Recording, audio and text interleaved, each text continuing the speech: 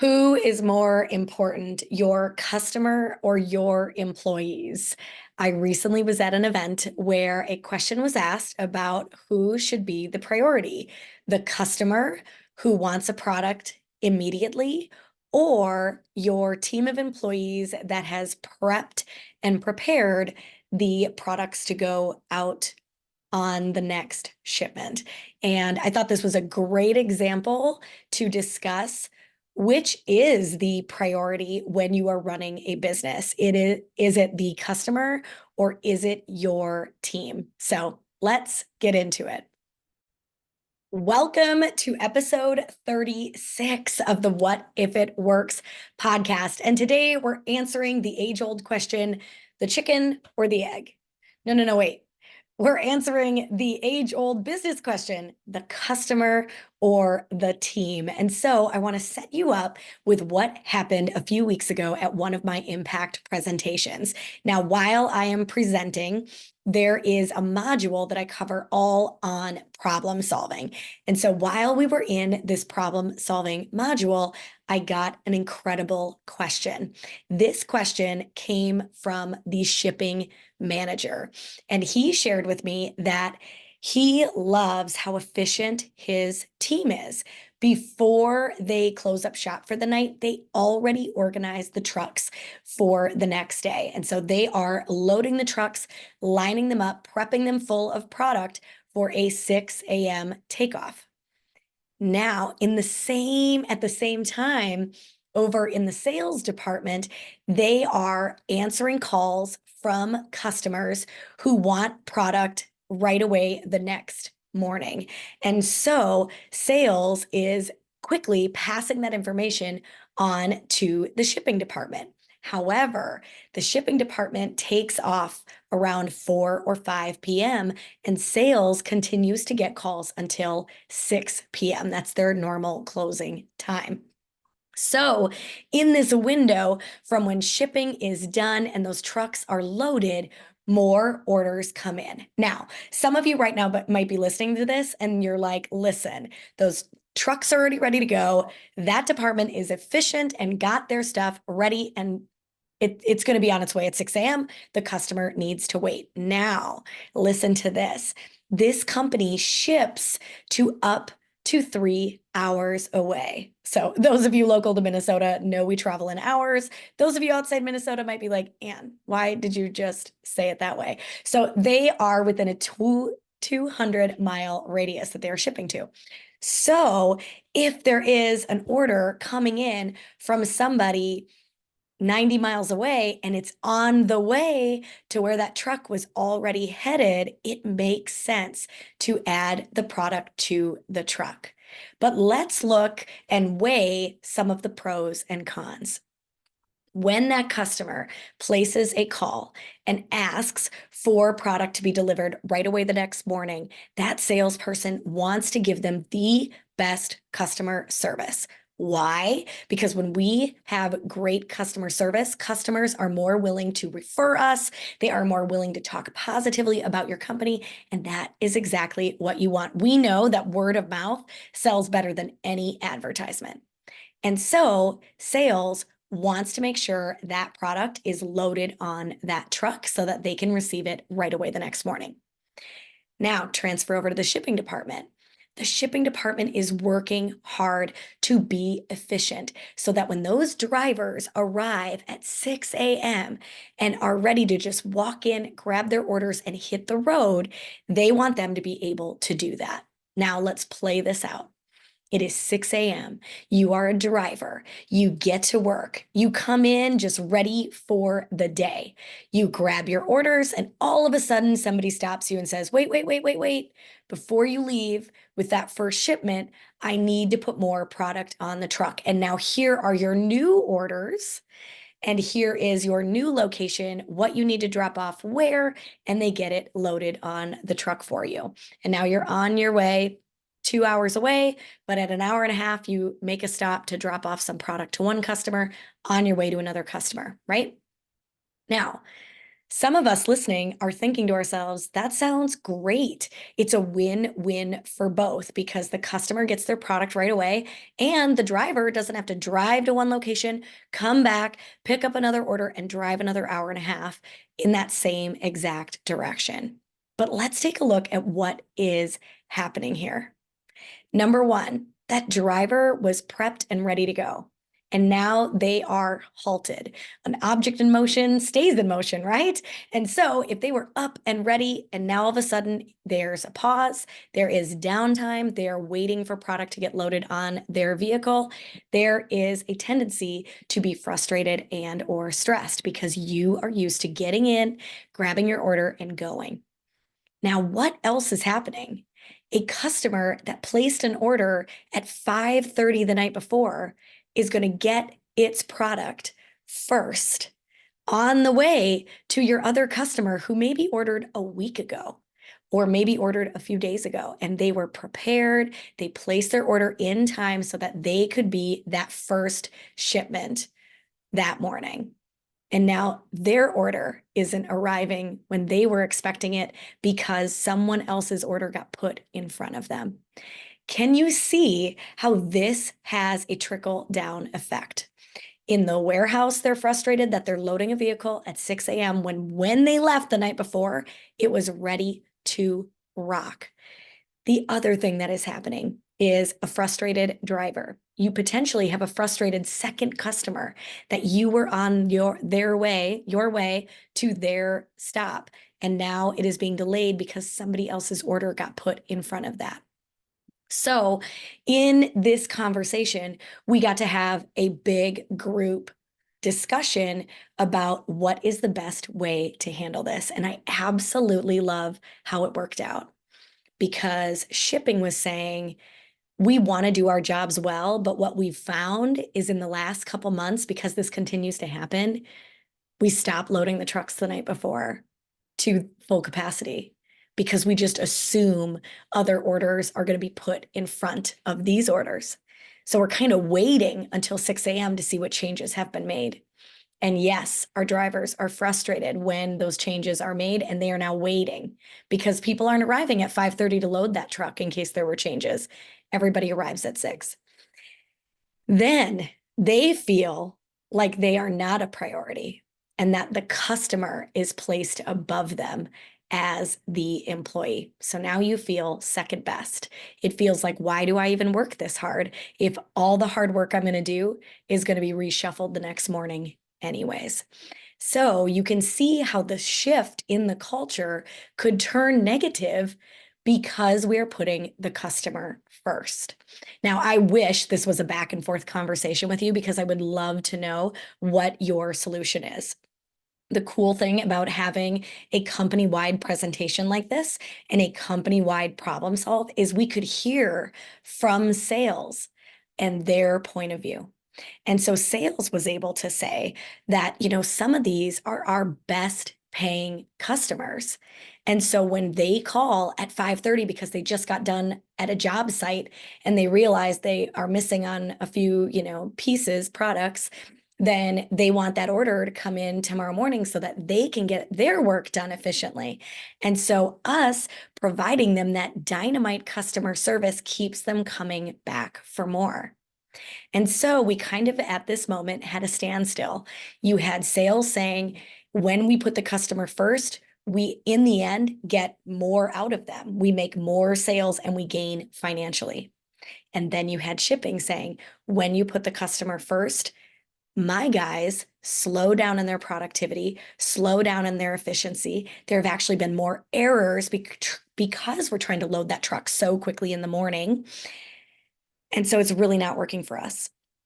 So we were able to take a pause and everybody come up with a solution. And I absolutely love how this played out because a lot of people talked about, man, there really should be a system in place on when those orders can come in. To which shipping said, we created one last fall. Last fall, we decided the deadline should be 3 p.m. that anything ordered after 3 p.m. cannot be placed on the 6 a.m. truck. And everyone agreed. So I said, ooh, why are we not following through with that new policy? And sales said, because sometimes our best paying customers are calling at 4:15 or 5:30, and we want to make sure that they are taken care of. So we were able to have an incredible conversation, weighing the pros and the cons. And I was able to share with them that people actually love boundaries. Now, I don't know how you feel about boundaries, but when there is a firm boundary in place, people can consistently act based on that boundary. They might not like the boundary, they might not like how it impacts them, but they will take consistent action when a boundary is in place. And so, if sales sticks to the boundary that you must call before 3 p.m. to get loaded on the 6 a.m. truck, and they stick to that boundary, what does that do for the customer placing the order? Number one, the first time it might be frustrating, right?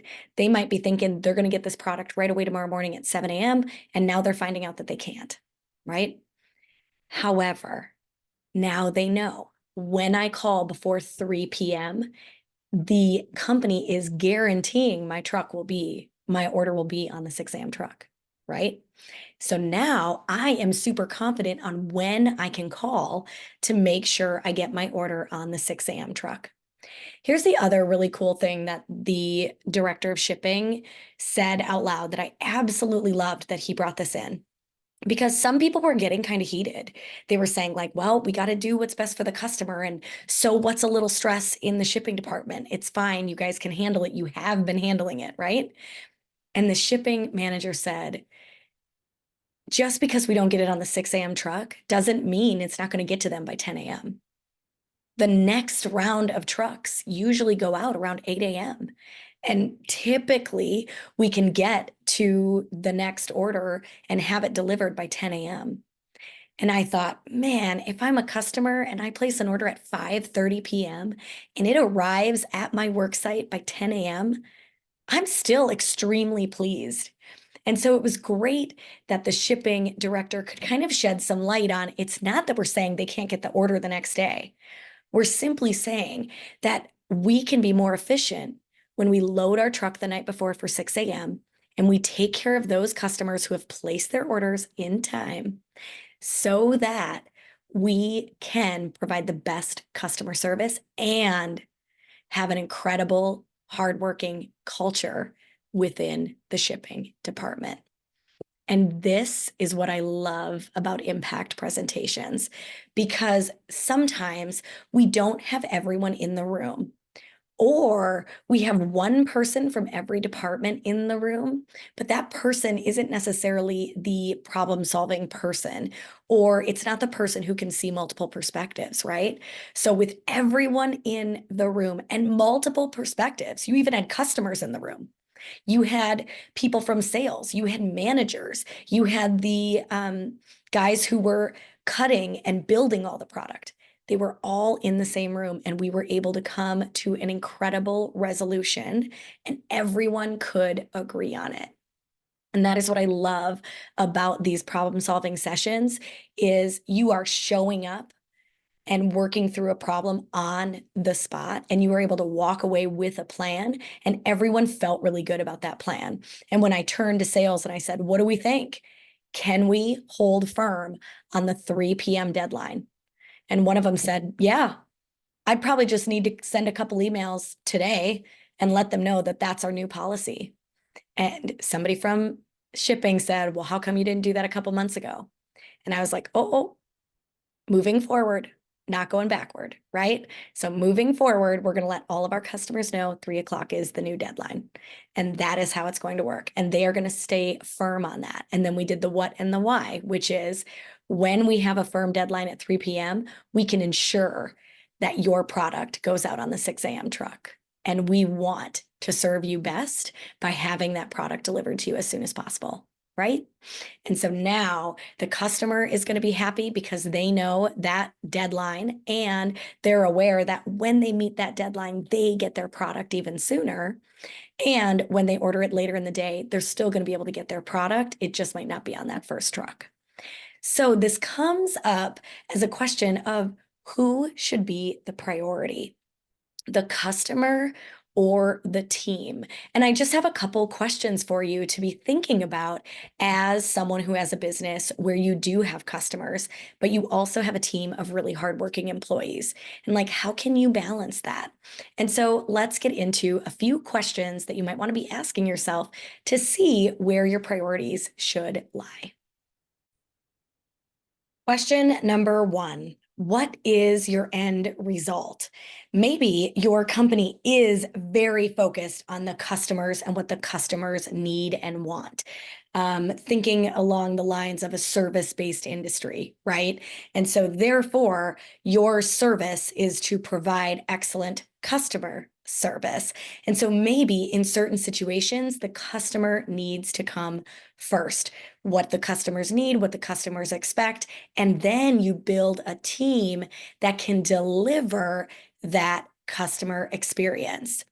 However, if you think of the end result and it needs to be a quality product, it needs to be a quality effort out of a bunch of people within your team, I really, really, really want you leaning into your employees coming first. Now, if you take a look at your team's needs, you might be able to equally give priority to your customer and your employees. So let's use that same first example.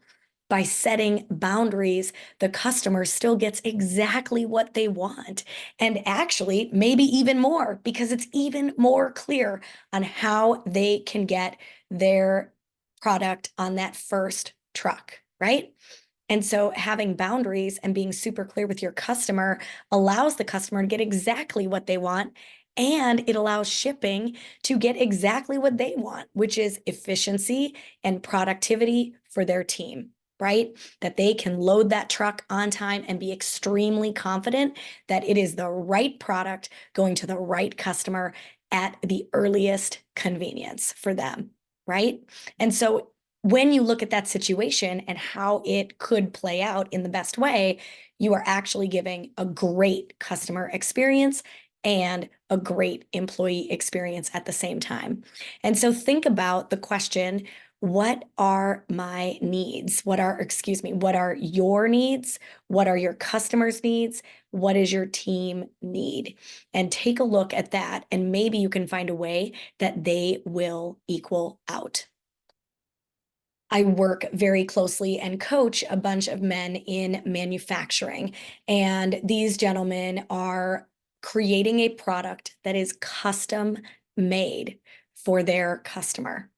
And 20 years ago, they were basically an assembly line, making the same product in the same way with the same dimensions, and things were flying off the shelves in that way. However, they started doing custom work and realized that they could charge a little more. They had all the equipment and all of the employees that were able to help make this custom product, so it felt like a great fit. However, your ability to pump out the same product over and over and over efficiently and with great quality cannot compare to the amount of time it takes to make a custom product with custom angles and customized items. And the end result is very, very different. So there needs to be quality check. There needs to be check and recheck that the job is being done and built in the very specific way that meets the orders. There's a lot at play and there's a lot at stake. And so when you go all in, that a customer gets a customized product in the end, you're really putting that customer as the priority. And so it feels as if the employees are kind of taking a back seat. However, with clear communication, with extremely clear boundaries like deadlines, being accurate, then both of you can have a really great experience. And so while working with this specific manufacturing company, they had to have some really big meetings with sales to say the deadlines are not the same as they used to be. When we were creating the exact same product over and over and over, we didn't need to use a lot of It wasn't very mind heavy. You could do the same thing, rotely over and over and over. And now with the customized work, they've got to check the plans, then they build a part, then they ensure that the plan is correct, then they ensure that the part is correct, then they move it on to the next department. And so they were saying, the shop was saying, we've got to extend the deadlines. So it can't be done in a week or 2 weeks. Let's just use that as an example.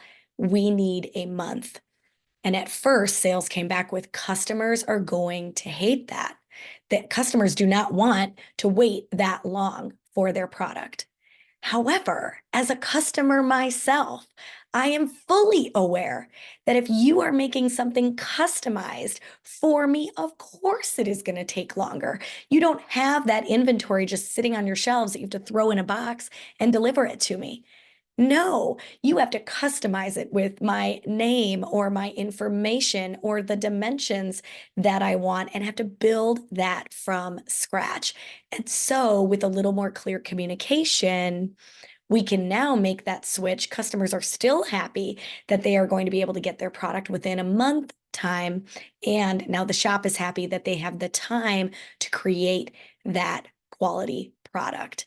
And so really be thinking about how can you make this balance. At the beginning of this episode, I said that your response or my response was maybe going to shock you. And I'll tell you that if it were me, I would put the employee and the culture first in every situation.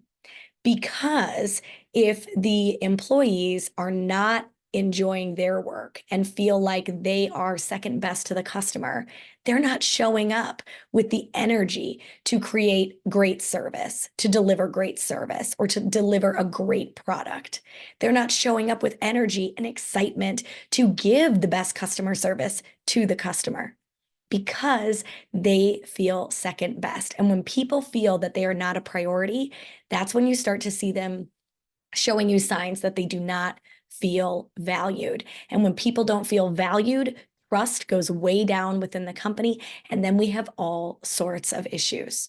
This is why, first and foremost, I would look at the needs of the customer, the needs of the employee, and then I would lean more into making the employee experience great and then use that energy and use that quality that you're going to be able to create with great employees to then showcase that to the customer, right? When people enjoy their jobs, they're going to interact with customers in a very different way. They're going to be willing to work hard if for some reason a part didn't come in on time and they're almost going to not reach that deadline. They're going to be willing to go the extra mile to reach that deadline than if they felt like the deadline was an inaccurate deadline, that they were already going to fail in the first place, right? And so therefore their trust is low, their actions are going to match that low trust. So where do you start? Once you identify, okay, Anne, I want to go all in with my employees. How do I do that?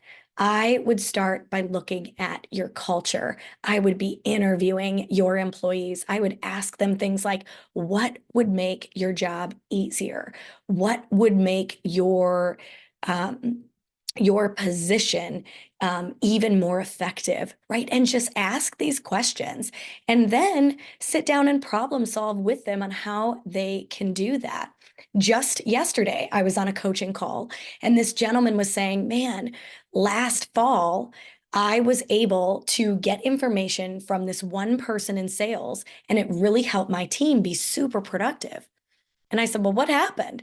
And he said, well, that guy stopped communicating with us. And so now we have to be reactive instead of being proactive. And I said, well, why did he stop communicating? And my client said, I don't know. He just kind of stopped. And I was like, okay, well, when you asked him to do it again, what did he say? And he's like, well, I just didn't really bring it up. I just figured it stopped for a reason and that he didn't like doing it anymore. And so I just stopped expecting it. And I was like, okay, first action. So at the end of all of my coaching calls, we come up with an action list. Like, what are the things based on this call? What are some actions you can go take? And his first action was like, I'm going to send an email to purchasing to ask if there's a way we can get back to those emails. And in this coaching call too, we were able to identify what kind of language to use when putting forth that inquiry. So it doesn't come off like, how come you've been lazy for the last 5 months and haven't been emailing me? Or why'd you stop doing that? Instead, we're going to approach it as, last fall, when you were emailing me the orders that were going to come in on receiving, I was able to set my team up for success. We were more efficient and more productive. And I'm wondering if we can go back to doing that. That is how we set the person in purchasing up for success.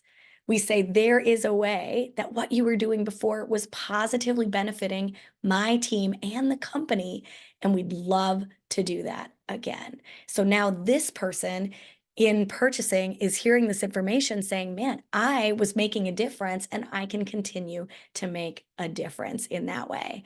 And so this is where clear communication and focusing on the culture and focusing on getting over some of those hurdles that people within your company might be having is so important. It can truly shift the culture when little things that are stressing out your team members are eliminated or mitigated. Just imagine the energy they can show up with now and the confidence that they can show up in doing their job. So if you are looking for a way to help your team just continue to grow and become more efficient, more clear communicators, doing some culture coaching might be exactly what you are looking for. You can reach out to me via email. It's impact@anvote.com. You can also go to my website, anvote.com, and you can put in your information under contact me, where you can tell me a little bit about your company and kind of what you're looking for. And I can let you know if that's something that I am going to be able to deliver for you. Not only are there impact presentations where I come in and work with your staff for 2 to 3 hours, but there's also individual coaching for your leaders so that you can take the information that you learn in an impact presentation and put it into action. What I love about the coaching calls is it helps hold my clients accountable week after week. And so we don't let new information or new application of a strategy slide away because we are consistently reminded of what it can do to benefit us, what it can do to benefit our team, and what it can do to benefit our customers. And we know that when we bring energy and we clearly communicate with people, it creates movement. Movement creates momentum. Momentum creates growth. And that is what we are all about over here. So if that is something you or your company is interested in, go ahead and connect with me. I would love to talk with you on how we can get your team just continuing to move forward and not get stuck. Thank you so much for taking this podcast episode in. I absolutely appreciate that you are here. If you have not subscribed yet to the What If It Works podcast, go ahead and do that. Each episode gives you a strategy or a skill to grow within your own leadership skills and communication skills. And all of us, no matter what our positions are leading other people each and every day. We are having a positive or negative impact on those around us. And we have the opportunity to influence people on a daily basis, whether that be influencing them to believe in themselves, influencing them that they can reach their full potential, or simply influencing them that they have value. That is exactly what I want leaders to be getting out of these episodes so that you can lead your people while they are with you and beyond. Thank you so much for being here.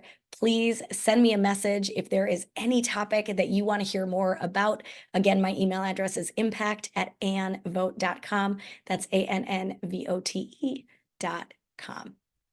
Have an incredible rest of your week and go out there and create change.